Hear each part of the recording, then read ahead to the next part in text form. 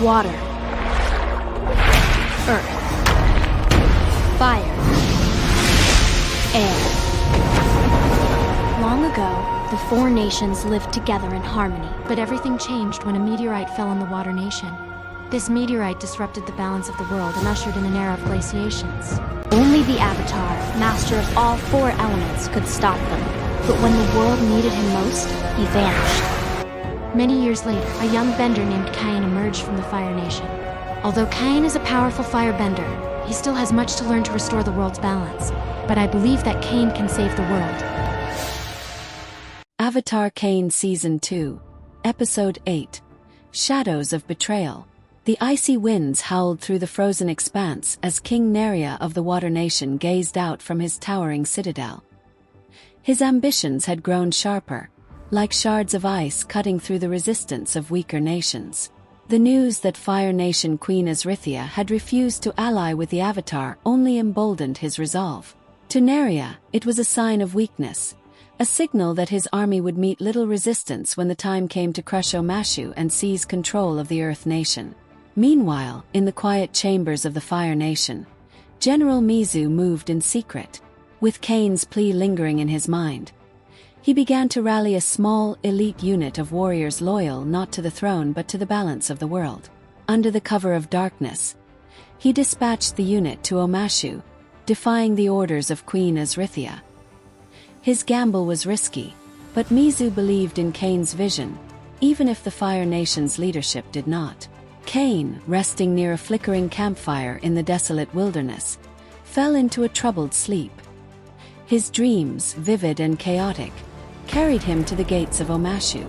The city was under siege. Naria's army swept through the streets like a glacial tide, freezing everything in its path. The cries of its people echoed in Kaen's ears as flames sputtered weakly against the onslaught.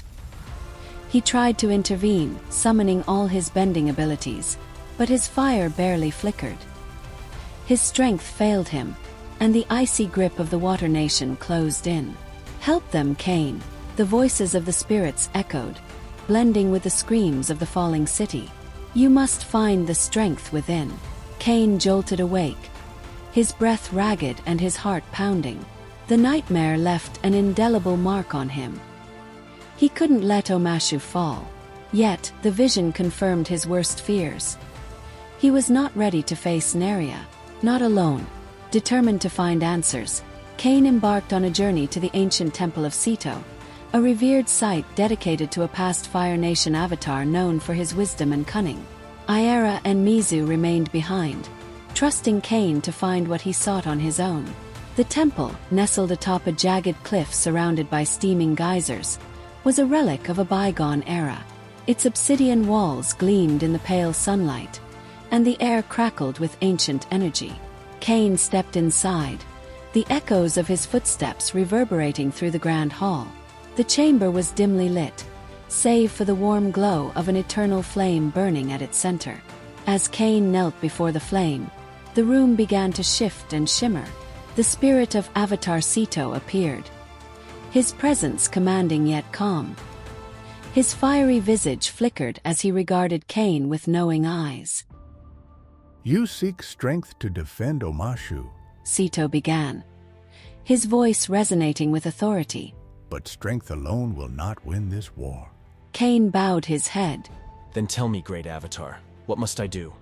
How can I protect the balance when I feel so powerless?"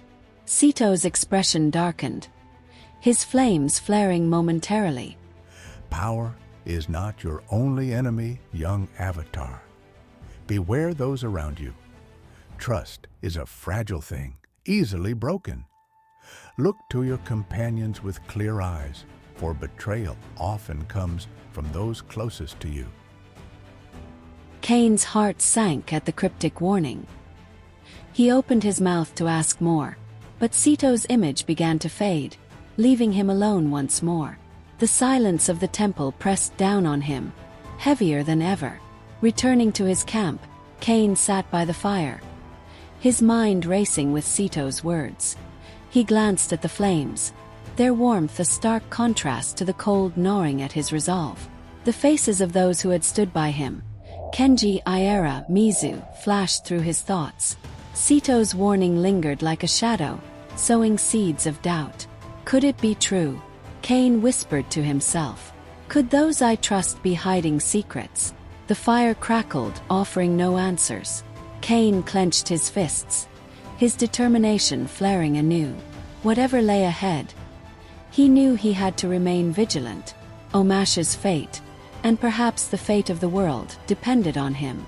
Far away, in the icy halls of the Water Nation, King Naria continued his preparations. His generals rallied their forces, the drums of war echoing through the frozen expanse. As the pieces moved on the chessboard of war, the shadow of betrayal loomed over Kaen's journey. And as the fire burned low, Kaen gazed into the night, his resolve hardening despite the uncertainty swirling within. The battle for balance was not just a fight against enemies.